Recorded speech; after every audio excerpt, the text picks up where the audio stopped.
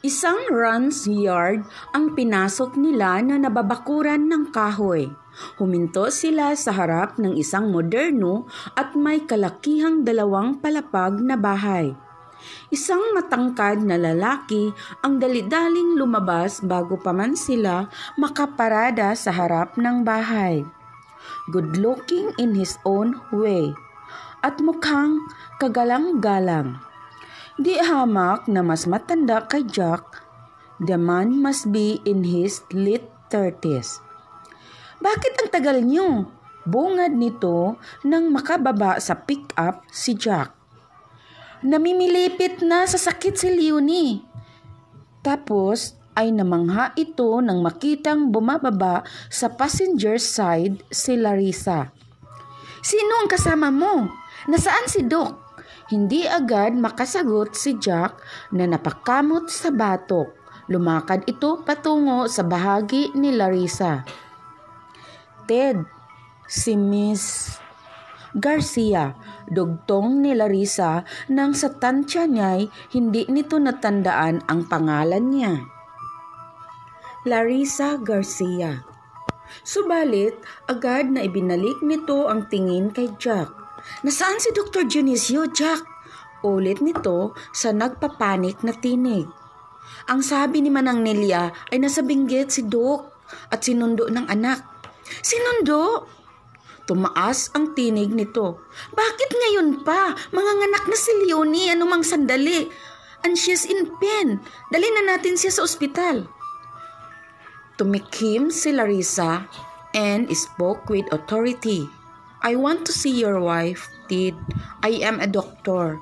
Humakbang siya patungo sa pinto ng bahay, expecting him to follow. A doctor? Manghang sabi nito at hindi malaman kung susundan siya o haharapin si Jack na nangkibit ng mga balikat. Saan siya galing? Paano mo siya nakilala? Tutubang doktor? Nasa restaurant siya nang dumating ako roon. Sinabi niyang doktor siya at nag-alok ng tulong nang malamang wala si Doc. Kumain lang sa restaurant. Naniwala ka na agad na doktor siya? Mukhang kasing edad lang siya ni Leonie at... Tumigil ka, Ted.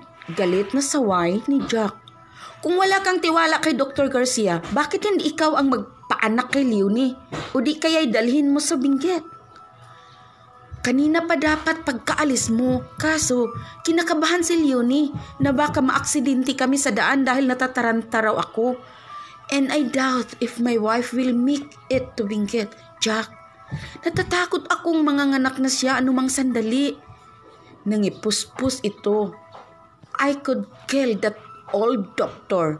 Sinabi niyang sa 1 linggo pa Joe ni Leonie. May simpatyang tinapik ni Jack ang kaibigan sa balikat. Ikalma mo ang sarili mo, Ted. Naniniwala ako sa kakayahan ni Dr. Garcia.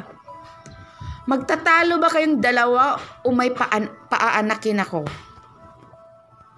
Ani Larissa mula sa mga bungad ng pinto.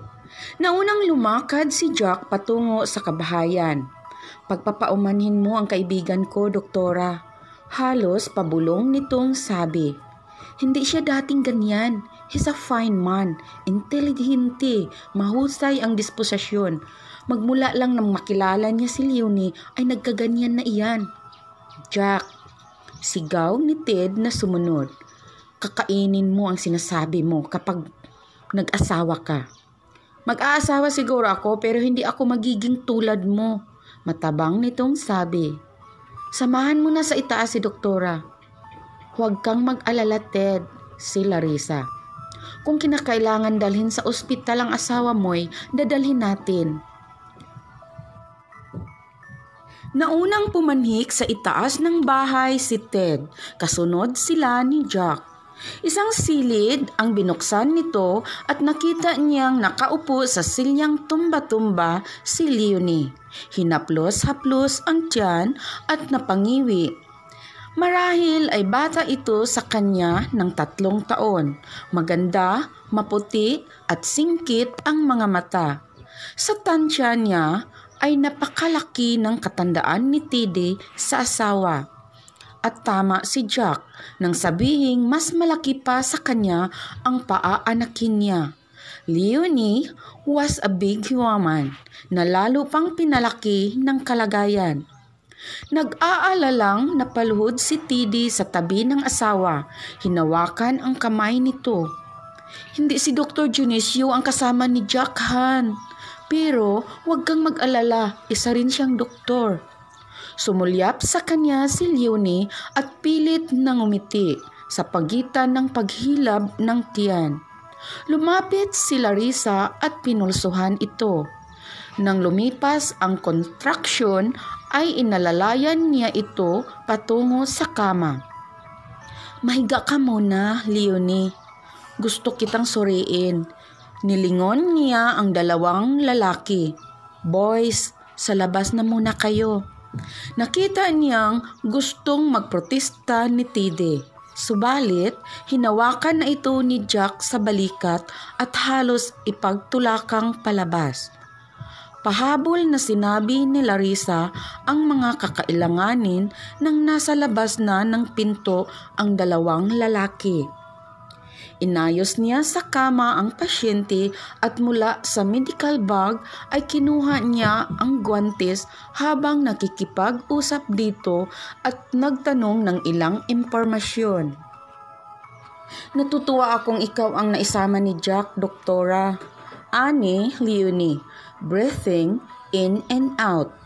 Mas palagay ang loob ko kung babae ang magpapaanak sa akin. Isang ngiti ang isinagot niya at ipinagpatuloy ang eksaminasyon. At tama ang hinala ng dalawang lalaki, manganganak na ito anumang oras. She monitored her contractions while talking to her. Nalaman niyang taga Maynila ang pamilya nito at ang mga magulang ay nagmamay-ari ng hardware chain of stores. Na nakilala nito ang asawa, minsang pamiesta ito sa Benguet kasama ang ilang kaibigan. At nang magpakasal ang mga ito ay iniwan ni Leonie ang pamamahala sa negosyo ng mga magulang at piniling manirahan sa farm na pag-aari ni Teddy. Kaibang-kaiba si Ted kay Jack, patuloy ni Leonie. Si Jack ay hindi naniniwala sa pag-ibig. Pinagtatawanan niya si Teddy sa labis na pagka-maalalahanin sa akin. You see, 14 na taon ang katandaan ni Ted sa akin pero mahal ko siya at mahal niya ako. Mabuti siyang asawa at si Jack naman ay masungit at walang tiwala lalo sa mga estranghero. Oh, I don't doubt it. Hindi niya maiwasan ang sarcasm sa tinig. Sa kabila ng pananakit ng tiyan ay napangiti si Leonie sa tono niya. Huwag kang padadaya sa panlabas na ugali ni Jack, Doktora. Si Jack ay brusko sa panlabas, raw and crusty on the outside, but softly on the inside. The gentlest man na nakilala ko. Ikaw, may boyfriend ka na ba o asawa kaya? Naisip niyang mas mabuti na ngang nakikipag-usap si Leonie na aalis ang pansin nito sa pananakit ng tiyan. Sa ngayon, I'm loveless, sagot niya, smiling at her patient who kept on talking. Higit kailanman ngayon siya nagpapasalamat na kahit sa bakasyon ay dala niya ang medical bag. Lumakad ang mga oras. Every now and then ay sumisilip sa silid si Jack upang kumustahin siya at tanungin kung may kailangan siya. Pudpud na yung tiles sa paparuot parito ni Teddy, sabi nito mula sa may pinto. Bago mo mailabas ang panganay ninyo'y baka kalbo na ang kaibigan ko sa kahahagod at kasusuklay ng mga daliri sa kanyang buhok. At kung hindi ko inawat ay gustong panikin ka. Leonie smiled weakly. Alam kong kaya mong payapain ang asawa ko, Jack. Hindi ko siya kaya pagdating sa iyo, Leonie. Matabang nitong sabi. Pagkuwan ay itinuon ang mga mata kay Larissa at sa mahinang tinig ay, I'm glad you're here. I'd rather handle a wild horse than a hysterical husband. Pagkasabi niyon ay banayad nitong isinarang muli ang pinto. Isang simpleng paraan lamang iyon ng pasasalamat at kahit na sino marahil ang nasa lugar niya ay iyon din ang sasabihin ni Jack. Pero kakatuwang may kasiyahan siyang nadama. She shook her head irritably and went back to her patient. At bagaman hindi naging madali kay Leonie ang sumunod na 1 oras ay nailabas nito ang anak sa normal na paraan. It was a healthy 8-pound baby boy. Hindi pa natatagalang umiyak ang sanggol ay bumukas na agad ang pinto at pumasok si Tiddy kasunod si Jack. Agad itong umupo sa gilid ng kama at ginagap ang palad ng asawa at halos hindi makapaniwalang nakatitig sa bagong silang na sanggol na patuloy pa rin sa pagpalahaw. Lalaki ang panganay natin, Ted. Mahinang sabi ni Leonie. Kamukhang kamukha mo. Kinabig nito ang sanggol upang mapasuso at nang kumalma na ito.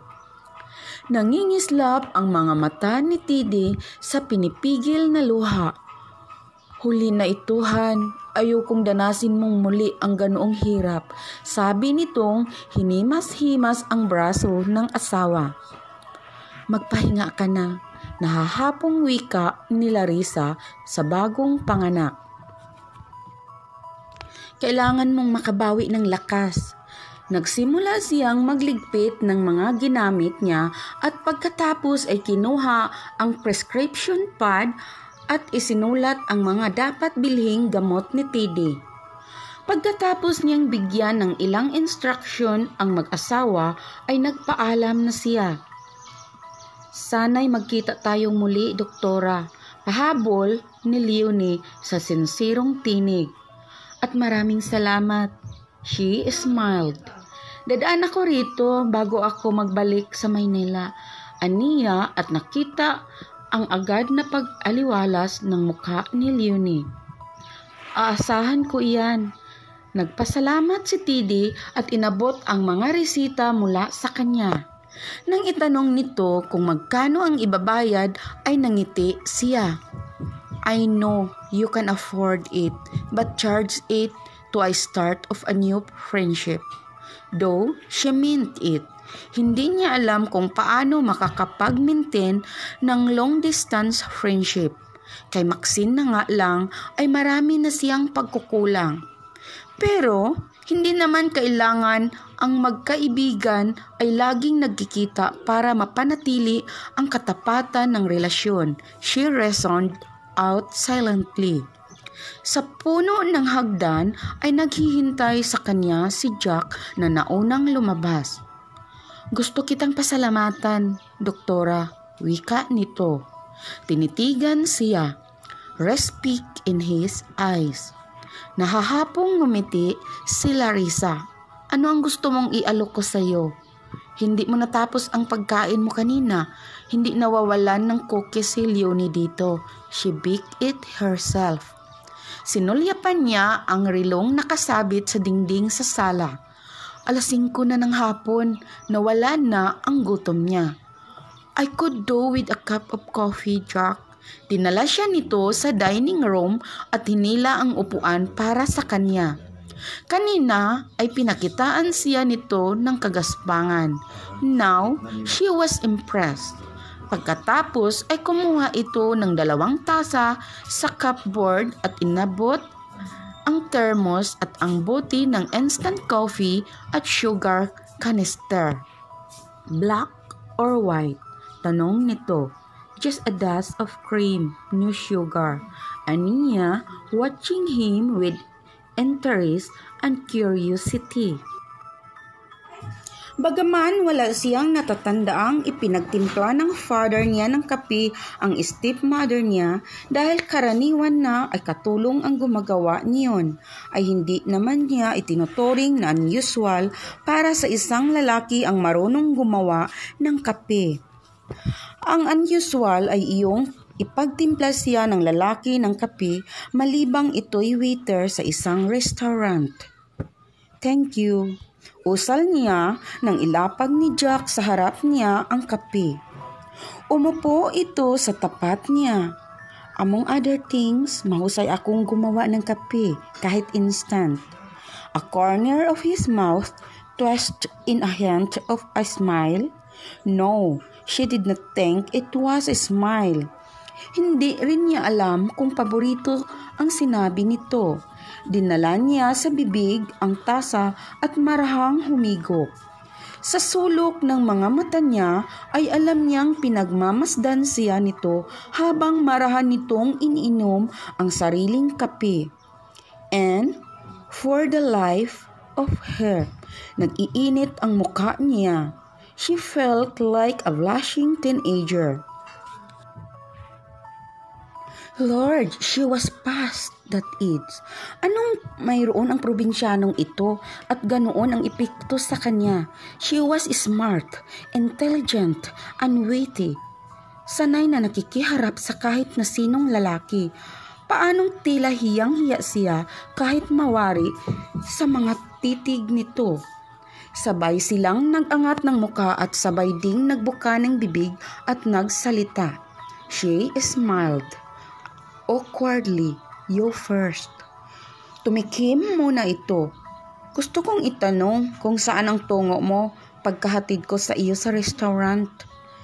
Nakapag-asawa ng taga-Sagada ang kaibigan ko. She invited me for a 3 weeks holiday before start my own clinic. Tumango-tango ito. Magtatayo ka pala ng sarili mong klinika, he said thoughtfully. Pagkuwan ay nag-angat ng mga mata. Hindi malayo ang Sagada mula rito sa San Joaquin, another 15 kilometers or so. Tumango siya. Sinabi na sa kanya ni Manang Nelia iyon. Iyon ay kung sa National Road ka magbibiyahe. Pero kung mananapat ka sa daan sa mabundok ay baka wala pang 7 kilometro mula rito. At bagaman road, patag naman, dugtong nito. Inubos niya ang laman ng tasa niya. Salamat sa kape, she smiled. You're right, you make good coffee, kahit instant. She touched lightly. Titig ang naging sagot nito na muli ay iniwasan niya. Tumayo na siya, dinampot ang medical bag. I'd like to go back now. Ayokong abutin ng dilim sa daan. Jack opened his mouth to say something but decided against it. Nag-aatubiling tumayo na rin ito.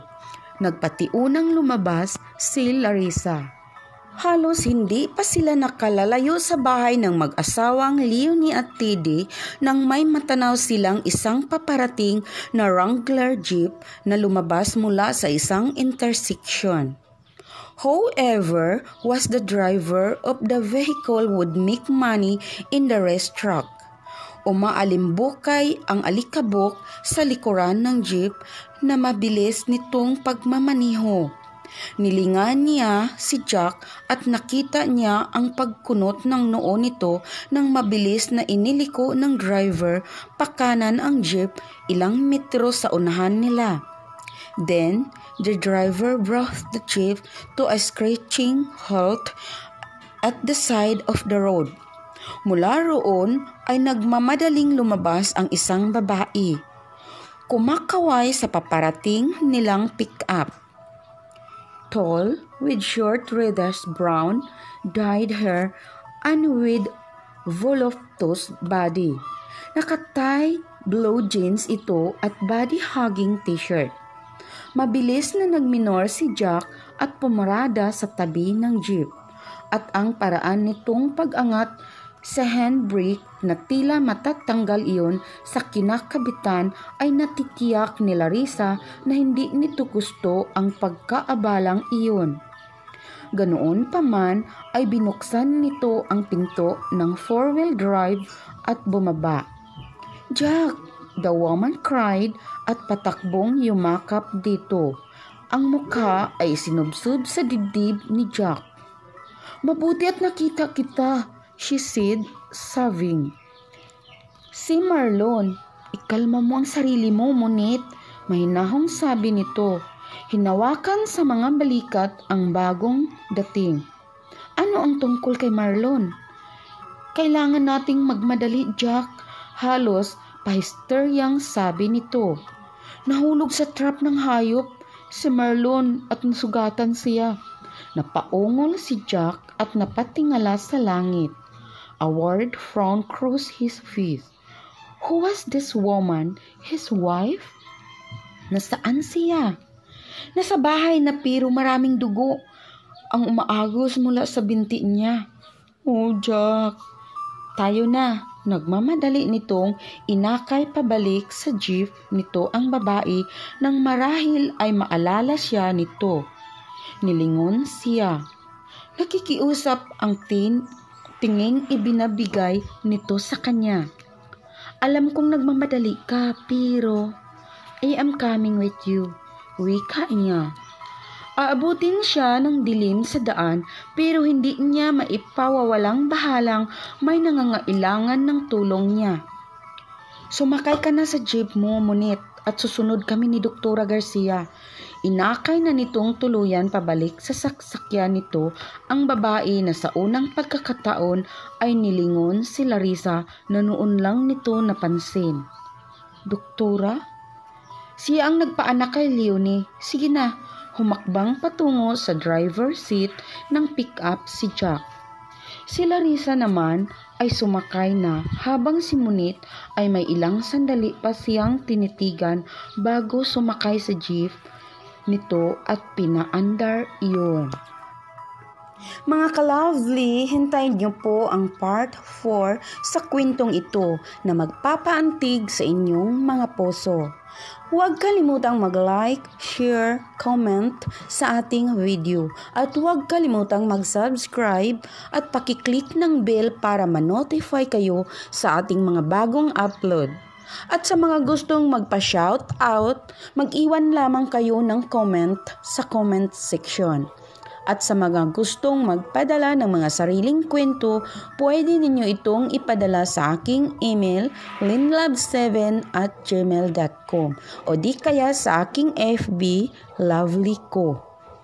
Maraming salamat sa inyong pakikinig. Hanggang sa muli, ito ang inyong Ate Lovely. God bless and more power.